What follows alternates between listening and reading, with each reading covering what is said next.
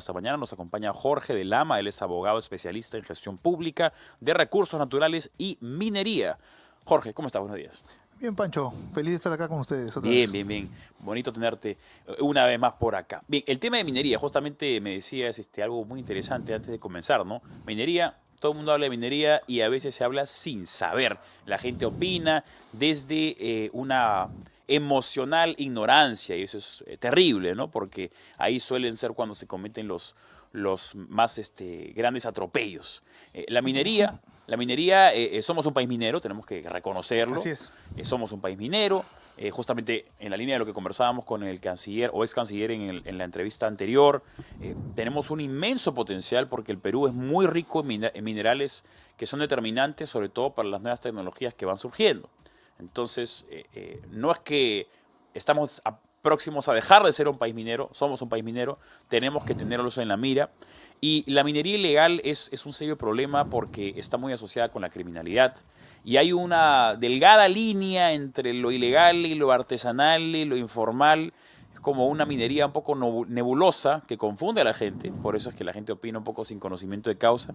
Y creo que es importante que un experto como tú pueda explicarle a los oyentes, a los televidentes y radioescuchas y digital escuchas, que también nos siguen por YouTube, ¿cuál es esa diferencia? ¿No? ¿Cuál es el plano de la minería formal, ilegal, artesanal y de todas las vertientes? Claro, gracias por la pregunta. Creo que es importante delimitar ese tema, Sí. pero para eso hay que remontarnos al porqué de las cosas. ¿Por qué se llegó a establecer el delito de minería ilegal? ¿Por qué se habla de minería informal? ¿Qué es lo que pasó? Sí. Y eso es bueno porque la ignorancia a la cual estamos haciendo referencia no es el problema solo de la gente, porque la gente al final no tiene poder para ejercer políticas públicas, sino que la ignorancia o el desdén por entender la actividad ha calado en los mismos actores que generan las políticas públicas. Entonces ya cuando regulan mal. A ver, en 1990, cuando se hace el tubo de la Ley General de Minería en el gobierno de Fujimori, el sistema de concesiones estaba pensado para proyectos de estas características. De mucho capital, de mucha extensión Sí. y también de mucho tiempo de vida. Por eso en su momento las concesiones las podías tener a la eternidad pagando penalidades. ¿Ok? Ya. Pero cuando el precio del oro empieza a subir, porque el tema es el oro más que todo, empiezan a aparecer nuevos actores que no estaban considerados en la norma anterior, porque la norma anterior no estaba pensada para ellos. ¿Y es malo que no estuviera pensado para ellos? No, me parece acertado porque en ese tiempo el oro valía $200 la onza. ¿Ahora cuánto está? Ahora está en 3.400. Ya. Es otra cosa. Sí. Entonces, a partir de eso empiezan a aparecer esos actores y recién en el 2002, ojo, mira, somos un país minero desde el tiempo de los incas, ¿no? Sí. Y sin embargo, recién en el 2002 se incorpora lo que es la pequeña minería y la minería artesanal a la legislación. Sin embargo, se insertan estos dos, pero no se cambia el sistema de concesiones. Sigue pensado para proyectos grandes, para proyectos de gran capital y para proyectos de gran extensión y de un ciclo de vida de 20, 30, 40 años. Yeah. Cuando los mineros artesanales no tienen ese tipo de proyectos. ¿Qué proyectos tienen ellos? Una inversión más corta, una extensión más pequeña y un tiempo de vida muchísimo más corta que los hace saltar de un proyecto lado a otro. École, que los hace errantes. Entonces, si tú observas eso, te das cuenta que no iban a poder encontrarse porque el sistema actual, lo que hace es fomentar que las concesiones se acumulen. ¿Y por qué? ¿Cómo es esto? Bueno, el artículo 38 del TUO dice que las concesiones se entregan para que se trabajen. Por esa razón se estableció que cuando no la estés trabajando, no tengas digamos, la producción que tienes que tener obligatoriamente, que es una Sí. producción mínima, a cierto año tú empiezas a pagar penalidades. Actualmente puedes pagar penalidades hasta el año 30 sin trabajar y no te la quitan. Ya. ¿Ya? Pero ¿qué pasa? Que en lugar de ser esta penalidad, este pago, esta multa, esta especie de sanción, un incentivo para que tú trabajes, se ha convertido en un pago de derecho para no trabajar. Ajá. Y eso ya desvirtúa el objetivo de la ley. Sí. Entonces ahora la ley mantiene un sistema pensado para otros actores y quiere insertar actores a ese sistema y no puede. Pero tenemos el caso, por ejemplo, del Reinfo, que precisamente lo que buscaba era integrar a estos informales dentro de la formalidad, Claro. pero que vemos que, si mal no recuerdo, la cifra era que el 95% no ha logrado registrarse, no ha logrado la formalización. ¿Por qué? Porque el 2002, que se inserta esto, ahí termina, empiezan a haber ciertas acciones para formalizar, la pequeña minería sí logra ser, el estrato de la pequeña minería sí logra ser importante porque las empresas canadienses, junior, mineras, empiezan a usar ese sistema, pero los artesanales no encuentran para sus proyectos. ¿Qué sucede? Que el Reinfo en realidad es un parche del proceso de formalización que inició Ollanta Humala en el 2012 y que fue un desastre. ¿Por qué fue un desastre ese proceso de formalización? Porque no entendía cómo funcionaba la minería. Él nunca entendió cómo funcionaba y empezó a establecer requisitos que nunca se pedían. Por ejemplo, y yo lo puedo decir porque yo en ese tiempo gerenciaba una minera junior. Yeah. Entonces yo sé que él vino y nos puso digamos, un permiso que no se otorgaba y paralizó la minería. Muchas empresas también quebraron en ese tiempo. Entonces, el Reinfo lo que hace es parchar algo que nació mal. ¿Me dejo entender? Sí. Algo que ni siquiera se puso en los zapatos del minero. Ahora voy a darte algunos ejemplos para que digas, oye, pero... Claro, para materializar un poquito mejor, ¿no? Claro, Para entender qué cosa es lo que exacto, no quiere el minero. Para aterrizar. El minero no quiere el Reinfo, pero es lo único que tiene. Yeah. Eso que quede claro. He conversado con gente de gremio y dicen, no queremos el Reinfo. Igual que la gran minería. ¿Cuántos mineros artesanales hay, para comenzar, entre artesanal e informal? ¿Es lo mismo o hay diferencias? No, el informal es una categoría más que todo... el artesanal es una categoría del tipo de producción. Ya. Produzco hasta cierto nivel, tengo cierta cantidad de hectáreas y nada más. O sea, menores que la gran minería, menores que la pequeña minería y una producción menor. Esa es una categoría de producción. Yeah. En cambio, lo informal que se crea en el gobierno de Ollanta es una categoría de decirte, oye, legal. tú no cumples, claro, tú no Yeah. cumples. Y lo ilegal, y la minería ilegal como concepto es un concepto de política criminal. Ahora, para que veas lo mal que está, voy a decirlo. Hay tres definiciones de minería ilegal en la legislación peruana. Tres. Yeah. Ollanta la crea en el decreto del Supremo 1100, 1105 y 1107. Y además tienes el Código Penal. Y ahorita tienes un decreto legislativo 1107 que está siendo aplicado, que tiene otra definición, pero se aplica para, por ejemplo, incautar bienes, incautar productos mineros o maquinaria. Entonces, ya con eso te estoy diciendo que ha sido un zafarrancho tremendo tener tres conceptos aquí. Ahora, ¿cuál es el problema de fondo? Aparte de lo que hemos hablado del sistema de concesiones, es que hay una diferencia entre lo que es una actividad esencialmente criminal, como el secuestro, el sicariato, Sí. que eso no puede ser formal ni tampoco Claro. informal, y tienes el tema de las actividades económicas criminalizadas, que no son esencialmente criminales, Sí. pero que se criminalizan en función, vamos a hablar un poco de filosofía, del accidente, no de la sustancia. Por ejemplo, en función de a quién, dónde, cómo. Por ejemplo, hacer minería en el Manu, ¿en dónde? El accidente Sí. dónde es criminal. ¿Ya? Hacer minería, o mejor dicho, vender alcohol, ¿es malo? No, no es criminal. A un niño, ¿A quién? sí. Claro. ¿Entiendes? Entonces, la diferencia es que nunca se trató de esa manera, sino que se trató de un proceso de formalización legalista sin modificar la estructura de cómo está la ley minera y ellos ya no se podían insertar. Ahora voy a dar un par de ejemplos para que veas por qué ni siquiera lo han pensado. Ok. En el Perú tenemos creo que el 70%, 75% es informal, ¿cierto? 75%. La minería es parte de ese problema, no es que sea un foco raro, una cuestión sui generis. Sucede que se les obliga a ellos, y está muy bien, a tener RUC antes de inscribirse en el Reinfo. Pero ellos trabajan, por ejemplo, en una zona donde nadie emite facturas. Claro. ¿Qué pasa? Que ellos ya no pueden sustentar sus gastos y la SUNAT les imputa, por ejemplo, a todos sus ingresos como si fueran ganancias. Y a partir de eso calcula el impuesto. Ni siquiera estamos en 2025 y la ley de Rómulo Mucho ni ninguna ley planteó una solución al problema. Entonces yo me hago una pregunta. ¿Que no sabían que en el Perú hay lugares donde no hay RUC? Claro. O sea, y Están proyectando la tecnología o el hábito limeño en el resto. va una nomás. Sigo con otra. Sí o no que y es más, yo he conversado con los mineros en ese tema y ellos me han dicho que están de acuerdo con que se emite eso. ¿Cuál es la solución al tema del RUC? Por ejemplo, ya, si el que está vendiéndome mis cosas, o mi alimento, mis EPPs, mi gasolina, mis insumos, no me da, entonces yo quiero emitir una liquidación de compra, que es un instrumento que está en el reglamento de comprobantes de pago, donde el que emite es el comprador y ya no como el que emite es el vendedor, que es la factura. La factura la emite el vendedor. Y así yo ya puedo sustentar mis gastos. ¿Eso lo ha planteado el gobierno alguna vez en su vida? Nunca. Otro tema más. Por ejemplo, la ley de Rómulo Mucho no permitía, porque pensaba que el Perú era plano, no permitía que los mineros se puedan formalizar en un cerro a diferentes niveles de altura, cuando eso es lo que están haciendo. Cuando eso lo han hecho durante años, décadas. Entonces me vuelvo a preguntar. O sea, ¿cómo que no permitía que se formalizara? O sea, en por la ejemplo, altura? tú tienes un cerro Sí. y quieres hacer un contrato de explotación, digamos así. Sí. Y yo puedo darle contrato de explotación, debería poder darle contrato de explotación a los mineros en diferentes niveles. Sí. Porque uno está acá, otro está más abajo, el otro está más abajo, el otro está más abajo. Yo podría hacerlo así. La ley de Rómulo Mucho ni la ley minera lo permite. Entonces, tú ya estás observando que o hay una ignorancia de cómo funciona la minería para poder regularla, o es que hay un desdén, porque se le trata como si fuera una actividad, la pequeña minería o la minería artesanal se le trata como una actividad nefasta cuando en realidad debería tratarse como una oportunidad para combatir la pobreza en lugares donde el Estado no llega. Entonces, y esa forma, ese enfoque que yo te estoy dando, no es un enfoque mío.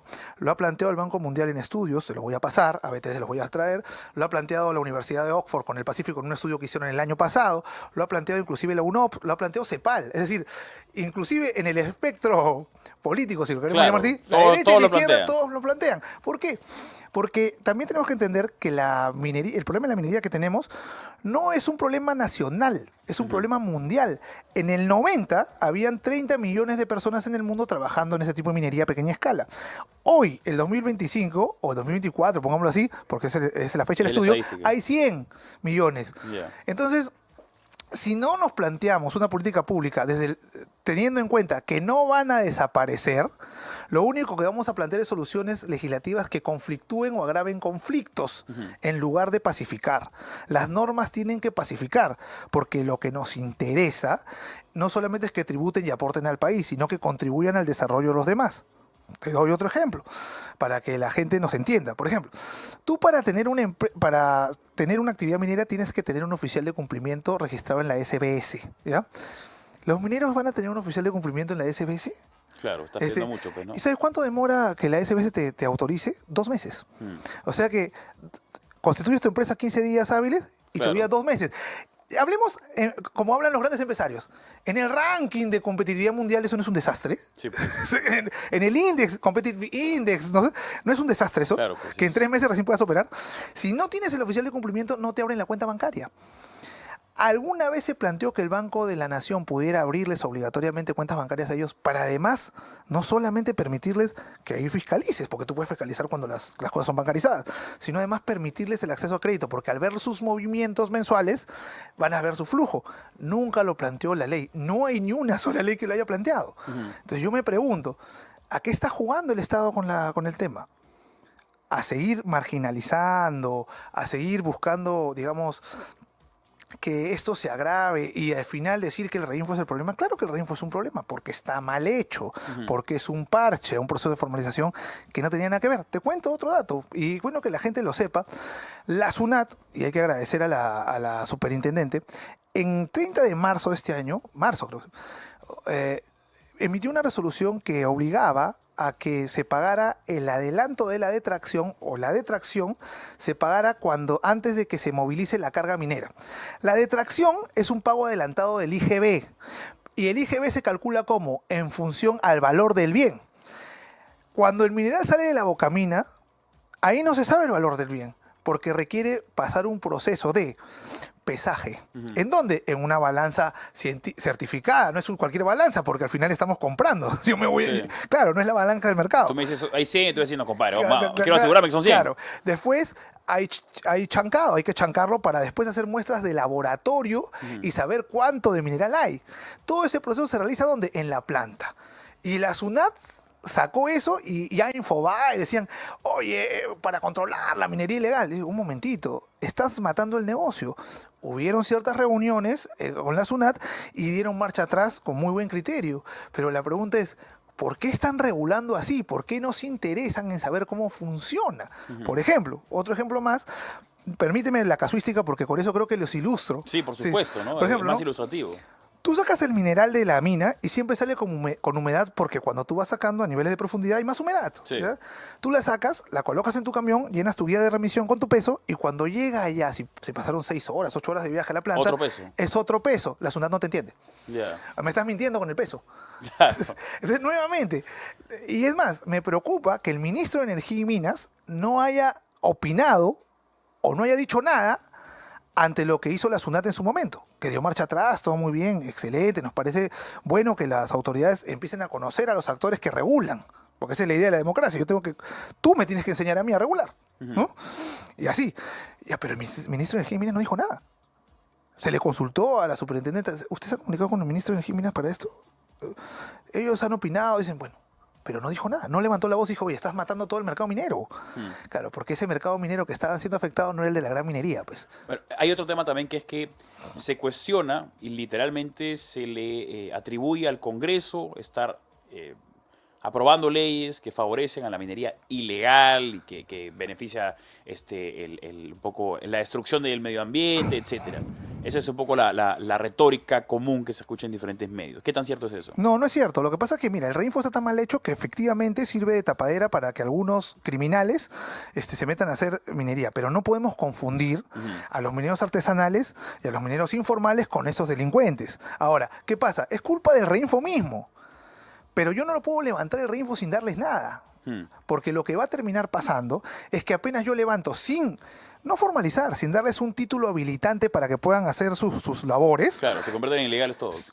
Y ahí, ¿a quién los van a matar? Los van a matar a ellos. Y cuando los maten a ellos, ¿con quién van a ir después? Sí, pues. Ellos terminan siendo un amortiguamiento, aunque parezca mentira. Y cuando los maten, ¿qué va a decir la policía? No, lío entre criminales. Uno es un extorsionador que usa arma larga y el otro es un minero ilegal. Esto ya es lo mismo. El Estado tiene que ver al informal o al artesanal como su aliado, porque si no lo trata bien, se va a ir al ilegal. Claro, o si no se va al ilegal, empieza a trabajar con lo negro. Algunos no son ilegales porque no tienen esa... O sea, digamos así, inclusive dentro del punto de vista de lo ilegal como tema penal, el tema ilegal no habla de arma larga, no habla de... Claro, de balazo, es el uso de maquinaria o de explotación. No, es lo peor. Ese es el concepto que ni siquiera está en el Código Penal. Ese concepto que me estás contando está en una ley administrativa. Claro. ¿Qué delito administrativo hay? ¿Hay homicidio administrativo? Miren el zafarrancho que ha hecho Ollanta y que han continuado, PPK han continuado varios y no lo han resuelto. Ahora, te pongo respecto a ese tema ilegal. El delito de minería ilegal tiene 3 elementos. Uno es el que sin permiso, que es la autorización de inicio o reinicio ahora, no es la concesión minera, sino la autorización de inicio o reinicio, realiza actividades mineras. No dice ni con qué, ni con cómo. Ya, por eso te corrijo ese concepto. Puede causar o causa daño al medio ambiente. ¿Ya? Ahora, ¿qué pasa? Si todas las concesiones mineras están siendo especuladas y acumuladas, tenemos un problema. Y yo te voy a dar un dato, porque yo estuve viendo el debate entre Cristian Rosas y Iván Arenas, y yo te voy a dar datos del Ingemet, pero así del Ingemet. No te voy dando de cualquiera, del Ingemet. Y acá el Ingemet menciona, por ejemplo, que hay empresas que tienen, voy a dar un nombre, Fresnillo, que es una empresa de exploración, que tiene 778 concesiones mineras que abarcan 407.000 hectáreas, no es cualquier cosa. Y cuando tú revisas cuánto han explotado Fresnillo, Fresnillo nunca ha explotado, pero tiene 407.000 hectáreas. Claro. Entonces, yo entiendo que su negocio es la exploración, pero el Perú tiene que pensar en el bien de la gran mayoría. ¿Me entiendes? Y entonces nosotros tenemos que reformar este sistema porque se está acumulando.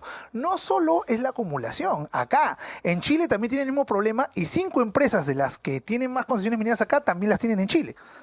Entonces, cuando yo he leído el artículo de Iván Arenas que dice que la concesión es un activo, un momentito. La concesión es un activo siempre y cuando se trabaje porque para eso se otorga. Y que lean el 38, a nuestros amigos que nos escuchan, el artículo 38 del tubo de la Ley General de Minería. Dice, la concesión se otorga para su trabajo. Un activo puede ser un terreno que tú tengas en Punta Sal y no le pongas ni un sol y sube. Ya, eso puede ser un activo, pero las concesiones mineras no se otorgan como activos para especular. Claro. Se otorgan para trabajar. Entonces, cuando ya el sistema se ha desvirtuado, tú tienes que cambiarlo. ¿Por qué? Porque hay familias peruanas. Y ahí yo sí me rijo por un principio bíblico que decía, no me acuerdo en el Antiguo Testamento, que decía, yo quiero que condonen todas las deudas. Este es otro caso similar, pero lo que venía después, para que ninguno en tu país sea pobre. Entonces, los peruanos no pueden ser extranjeros en su propia tierra. Sí, tenemos que modificar. No todos van a salir a gusto, pero por lo menos tenemos la mayoría. Eso es lo que tenemos que hacer. Bien. Jorge Lama, abogado especialista en gestión pública de recursos naturales y minería, nos ha dado una masterclass, honestamente. Esto acá debería estar en YouTube, en todas las clases, para que la gente entienda un poco la cosmovisión minera en el Perú y y que las personas no se dejen engañar, porque hay muchas personas, mucho charlatán que le encanta opinar Claro. sin conocimiento de causa. Escuchen a Jorge de Lama, que él sí sabe el tema. Muchas gracias, Pancho. Coco, un placer conversar contigo, como siempre, tenerte acá en Betel 100.1 FM.